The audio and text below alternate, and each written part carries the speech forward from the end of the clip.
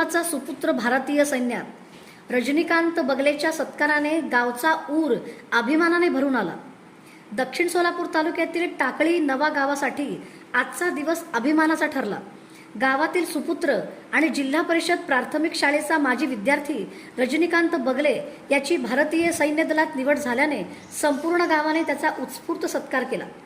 शाळेत आयोजित करण्यात आलेल्या या भावनिक सोहळ्यात विद्यार्थिनींनी रजनीकांत यांचे औक्षण करून त्यांना देशसेवेच्या पवित्र वाटचालीसाठी शुभेच्छा दिल्या। शाळा व्यवस्थापन समितीचे अध्यक्ष रविकांत चांदोडे, उपाध्यक्षा पूजा झेंडेकर, मुख्याध्यापक मेनकाळे सर आणि ग्रामस्थांच्या उपस्थितीत त्यांचा सन्मान करण्यात आला। यावेळी बोलताना शाळेचा विद्यार्थी देशरक्षणासाठी सैनिक बनतो यापेक्षा मोठा अभिमान शिक्षक आणि गावासाठी असू शकत नाही, अशा भावना व्यक्त करण्यात आल्या।